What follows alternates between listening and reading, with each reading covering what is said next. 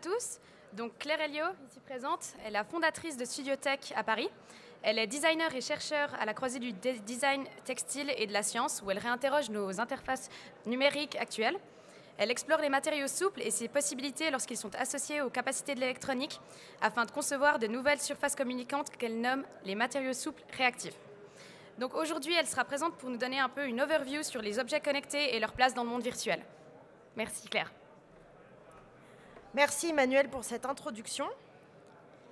Donc, je suis très heureuse de présenter aujourd'hui pour l'événement Time to Watches.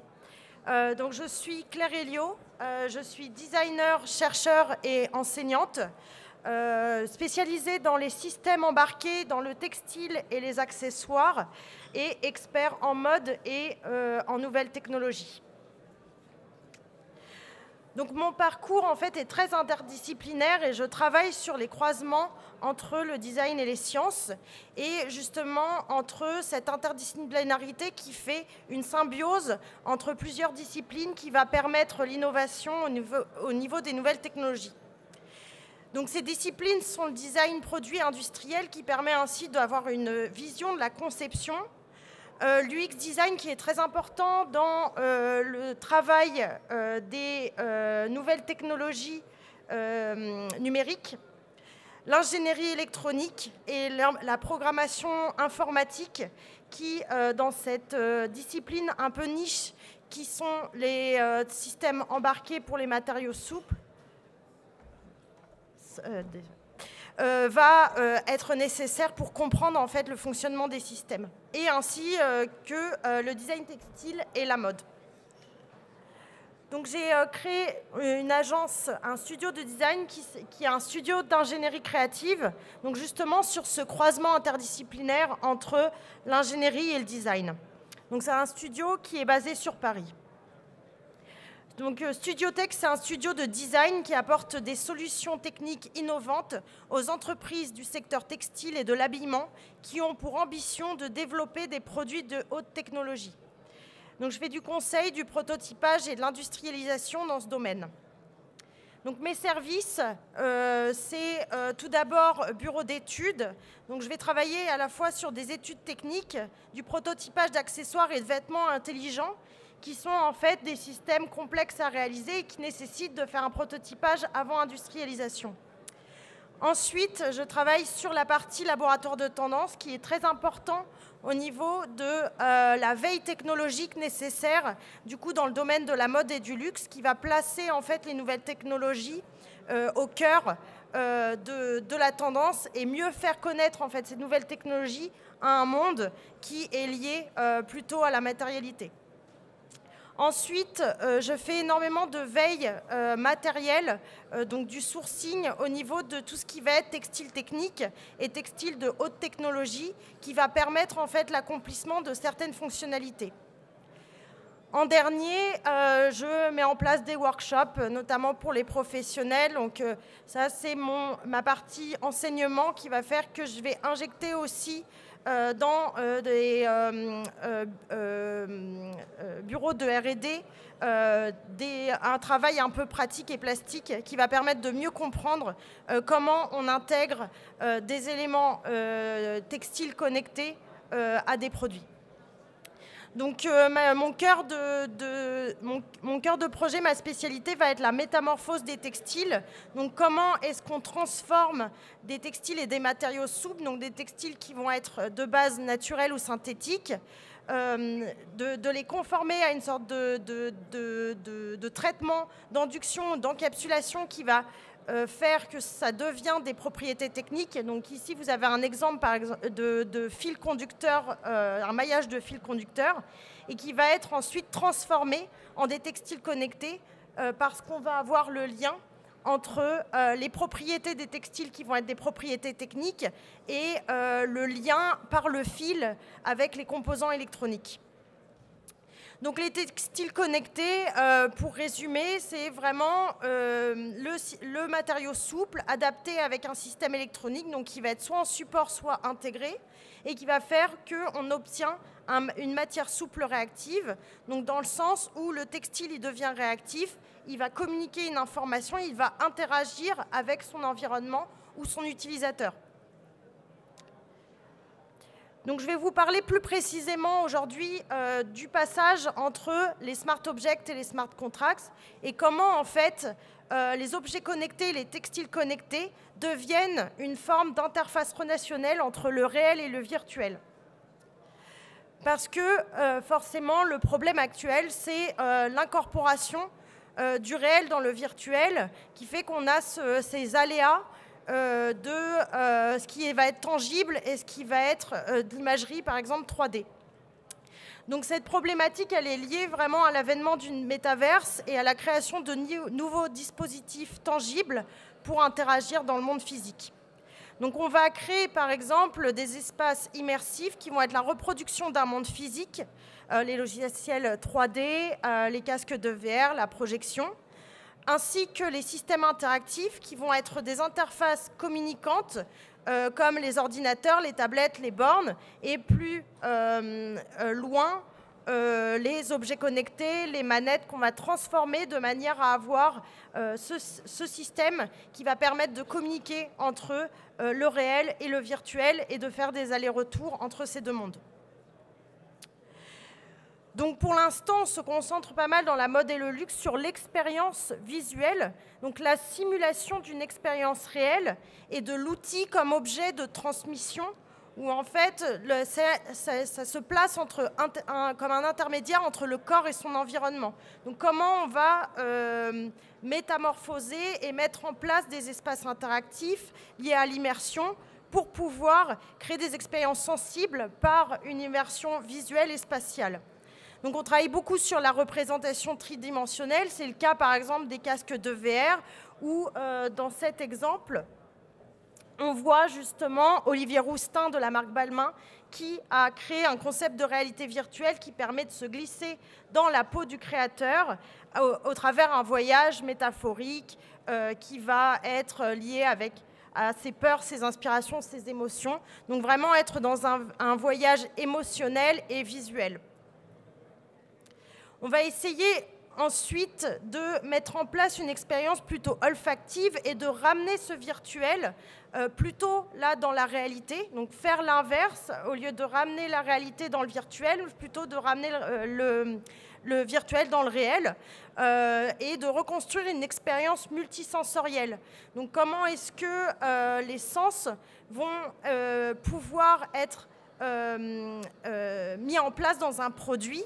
C'est le cas, par exemple, du projet Réplica de la maison Martin Margiela, où ils reprennent, grâce à la reconnaissance visuelle et les algorithmes d'intelligence artificielle, ils reconnaissent une photo qui va vous proposer un produit ultra personnalisé, qui va renseigner aussi la date, la ville auquel la photo est associée et qui va retracer une expérience du coup olfactive par rapport à une photo. Donc c'est vraiment l'idée de la transformation ici des données virtuelles en un produit réel qui va permettre la transmission des émotions par une expérience olfactive et du coup qui amène à l'ultra-personnalisation des produits et une production de l'émotion. Enfin, on a l'expérience matérielle avec l'exemple, par exemple, de DressX, qui est, peut-être vous avez vu ce projet de penderie virtuelle de vêtements en réalité augmentée. Donc ça se fait grâce à la puissance maintenant algorithmique des logiciels de modélisation 3D qui permet de reproduire exactement des textures. Donc ce qui était difficile avant, qui sont des textures vraiment différentes par rapport à des lumières, à des mouvements et le flou vraiment du matériau textile qui était jusqu'alors vraiment difficile à représenter. Donc on a un résultat qui fait qu'on a une incorporéité des matériaux où finalement, en fait, à travers les textiles, on voit le corps et le corps devient réel dans un espace virtuel. Donc on a vraiment ce lien entre le lien physique entre le réel et le virtuel par ce type de produit qui va être DressX et qui va faire que aussi on a une tenue qu'on achète dans le virtuel mais qu'on peut porter entre guillemets, dans le réel, par exemple, grâce à ce filtre Instagram qu'ils ont mis en place. Donc, lorsqu'on achète une tenue, on peut vraiment l'essayer avec son corps ou l'incorporer à un avatar ou un skins. Donc, voilà, les usages, ils sont vraiment en intermédiaire entre le réel et le virtuel. Donc c'est pour ça que les interfaces tangibles vont être très importantes.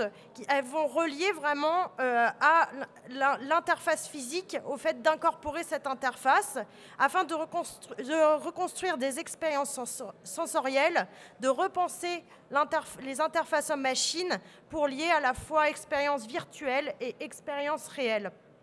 Donc ici, vous avez une représentation de ce qu'on appelle l'IHM, donc l'interface homme-machine, qui est le sujet dont on parle ici, qui permet en fait cet intermédiaire entre la réalité et des données numériques.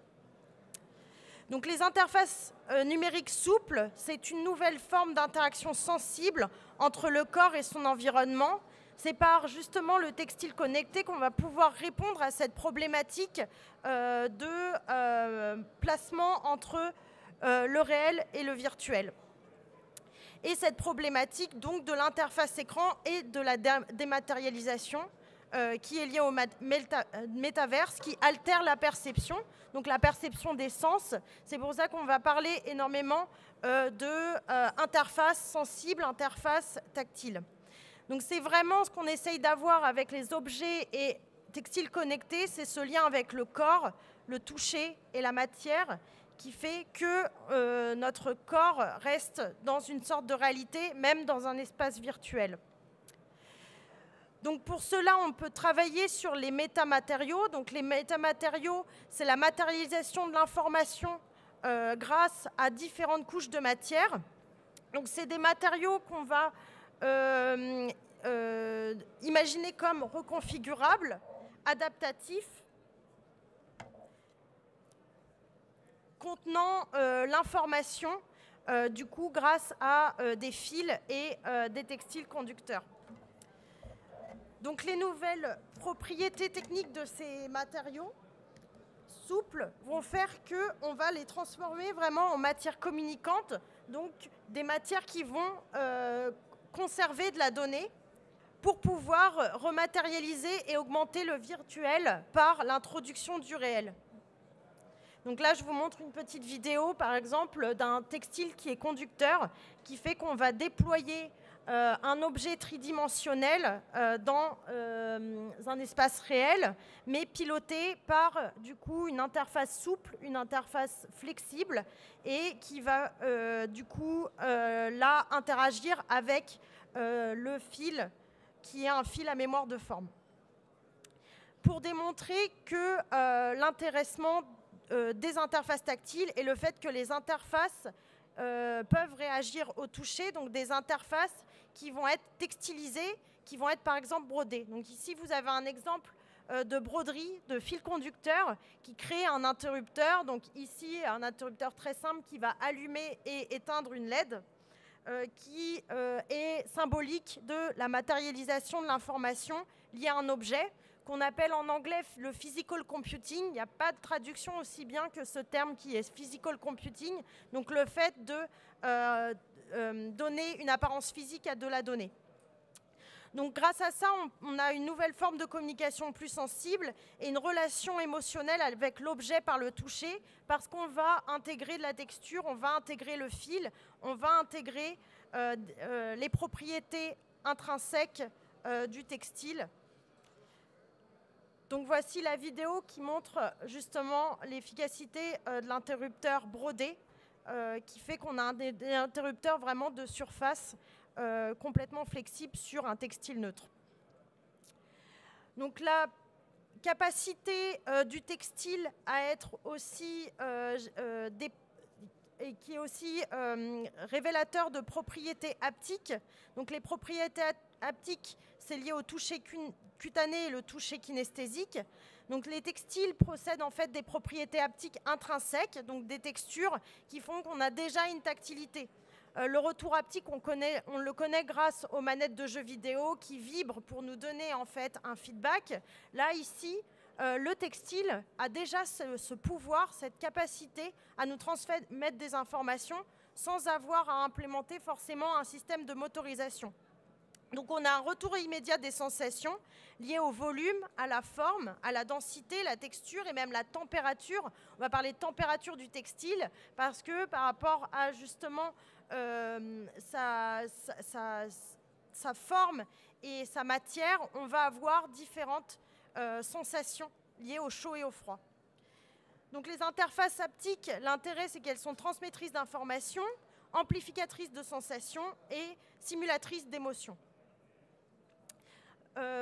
J'ai travaillé sur les interfaces haptiques par rapport à un projet qui s'appelle Learning Matters, qui va être des interfaces tangibles, interactives, pour l'éducation au numérique de la petite enfance, d'où la nécessité, par exemple, dans ce cas d'étude, de remplacer les écrans pour les enfants en bas âge par justement des écrans qui vont être des écrans textiles.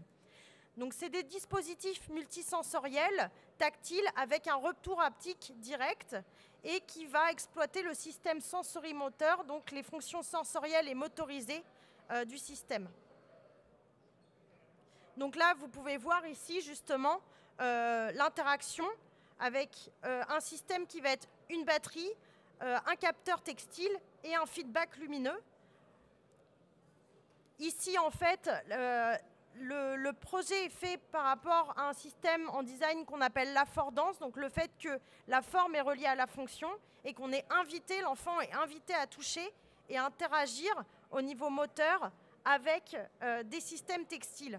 Au lieu de communiquer justement avec un écran lisse et froid, il incorpore le numérique, donc il va interagir directement avec des textures, avec des matériaux, qui va lui montrer un autre type d'interaction numérique.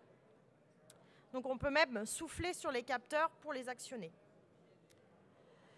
Donc cet exemple pour vous montrer la capacité des textiles et des objets connectés à générer de l'interface relationnelle. Donc ce que j'appelle l'interface relationnelle, c'est le fait qu'on va créer une relation entre un corps et un environnement et une relation qui va être sensible.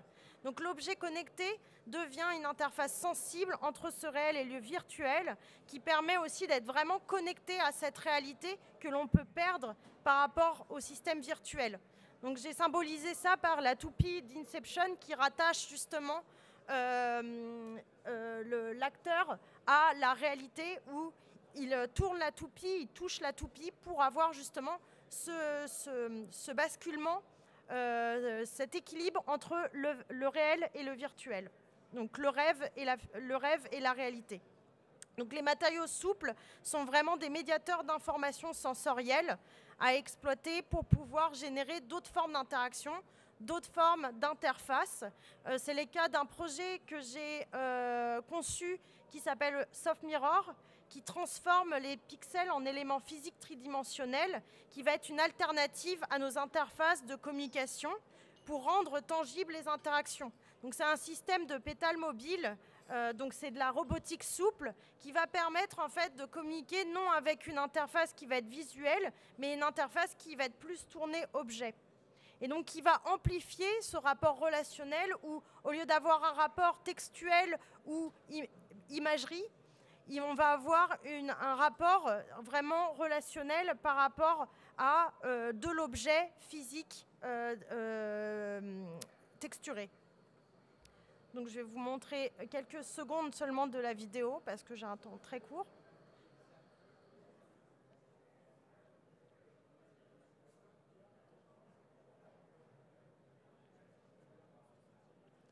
Donc ça fait comme un peu un système, l'interface devient vivant et on a vraiment une interaction qui va être liée au smartphone avec lequel on peut communiquer grâce au mouvement.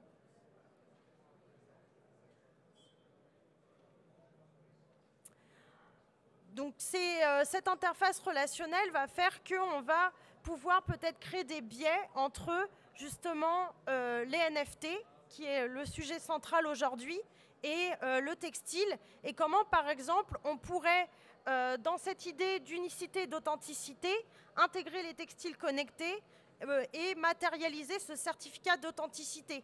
Comment justement le fait que les textiles peuvent contenir de l'information pourrait être une passerelle entre justement les NFT qui nous échappent un peu parfois parce que c'est un monde complètement virtuel et le fait qu'on va les remettre dans le réel. Donc par exemple, en intégrant des puces RFID ou des tags NFC en broderie, comme ici où j'ai brodé une antenne, par exemple le fait que c'est l'étiquette de Margiela qui symbolise l'unicité et l'authenticité du produit, le fait de faire une fusion par exemple entre ces deux produits, entre l'étiquette, le fait de broder un capteur et comment est-ce que ça renvoie à une NFT. Aussi la possibilité de matérialiser les échanges virtuels, donc instrumentaliser notamment le corps par les interfaces connectées qui peuvent être des accessoires mais aussi des vêtements, et le fait qu'on va concevoir des déclencheurs d'action grâce à ces capteurs qu'on intègre directement au niveau du corps.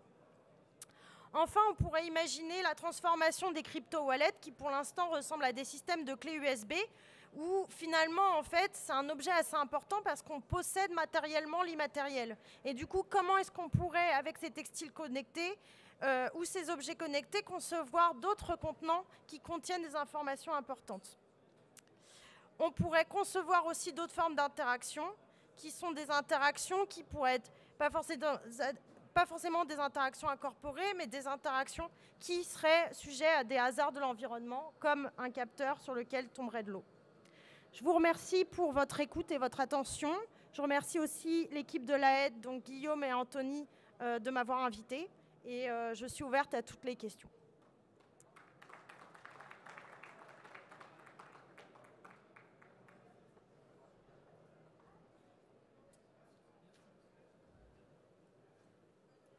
Non.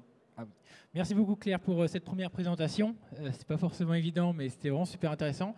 Avant de commencer la question, on peut peut-être demander si déjà il y a des questions au niveau de la salle ou s'il y a des personnes qui avaient des questions sur la présentation de Claire. C'est vrai que moi, ce qui m'avait quand même beaucoup marqué, c'est vraiment comment tu décris genre, vraiment le tissu comme une fusion globalement avec le corps et qu'on est vraiment en train d'arriver à l'avènement enfin, du transhumanisme. Et je voulais savoir comment tu voyais ça dans le futur, où cette fusion vraiment entre le corps et le vêtement et cette interaction où on va pouvoir récupérer des données du corps. Donc là, on est vraiment sur de la smartwatch, mais les intégrer dans le vêtement et quel va être du coup l'avenir de ces objets connectés par rapport au corps. Ben, je pense qu'il y a deux utilisations assez différentes entre que ce soit l'objet connecté et le textile connecté. Et en fait, il faut bien imaginer les usages. Ça, c'est vraiment la partie importante en fait, qui fait que les textiles connectés vont vraiment avoir leur place. Donc, pour l'instant, les cas d'usage, c'est vraiment un peu la performance du corps et l'analyse du corps. Donc, ça va être plutôt au niveau du médical et du sport. Mais en fait, dans la quotidienneté, ce serait intéressant de mettre en place des interactions rapides, des interactions un peu plus sensibles qui vont être accompagnées qui vont être vraiment suppléées des accessoires et la manière dont on interagit avec déjà dans la vie quotidienne et comment on peut donner une fonction supplémentaire avec ces capacités qu'ont les textiles. Mais du coup, est-ce que tu vois vraiment ces vêtements qui aujourd'hui, comme tu le dis, sont là uniquement pour capter de l'information? Et là, ce que tu décris, c'est qu'ils vont du coup en redonner. Et du coup, est-ce que ça ne va pas devenir un nouveau système de communication par le vêtement et de recevoir l'information, de ressentir l'émotion et l'information à travers les vêtements que l'on va porter ou les accessoires, donc entre guillemets, genre les montres, et donc de recevoir automatiquement les informations. Aujourd'hui, c'est vrai que quand on regarde les montres connectées, elles vont display l'information, donc on va uniquement la voir, mais là, est-ce que demain, on n'imaginerait pas qu'on va directement ressentir ces informations-là ou ressentir toutes les communications à travers ces devices? Si, ce serait justement un bon usage à envisager et je pense qu'il y a un biais qui va par là sur justement cette communication, ce retour de communication et auquel on a beaucoup manqué en fait durant la période par exemple de Covid où dès qu'on a une période de distanciation, dès qu'on va avoir ces échanges qui vont être dématérialisés, comment est-ce qu'on remplace en fait des systèmes d'échange qu'on avait avant par d'autres formes d'échange et même des échanges qui peuvent être amplifiés. Par exemple, on voit dans les maisons de retraite typiquement. Comment est-ce qu'on peut communiquer au jour le jour avec des personnes qui sont dans une maison de retraite qu'on ne peut pas visiter tous les jours et comment avoir une communication sensible, émotionnelle avec eux. Et dernière question, c'est évidemment sur, aujourd'hui, on voit dans la physique une certaine distanciation entre le vêtement d'un côté et la montre de l'autre, qui elle s'apparente plus à un objet que l'on porte d'une manière différente du vêtement. Mais comment va se faire, de ton point de vue, cette fusion entre ces deux éléments et que la montre devienne vêtement ou que le vêtement s'apparente à une montre en présentant de la donnée ou différentes informations? Pour l'instant, c'est ce que tu nous présentais par rapport à ce que... Je pense que le lien, c'est justement dans le bracelet. En fait, comment est-ce que le bracelet de montre va pouvoir devenir augmenté en intégrant, par exemple, directement des capteurs dans le cuir de la montre. En plus, le cuir est assez stable et assez résistant. Donc, c'est vraiment intéressant d'essayer de placer des capteurs dans le cuir et dans le façonnage aussi du coup de la montre, parce que c'est quand même des produits faits en très petite série ou de manière artisanale, et du coup qui fait que ce serait assez simple au niveau industriel et artisanal de mettre en place des capteurs très très fins à l'intérieur.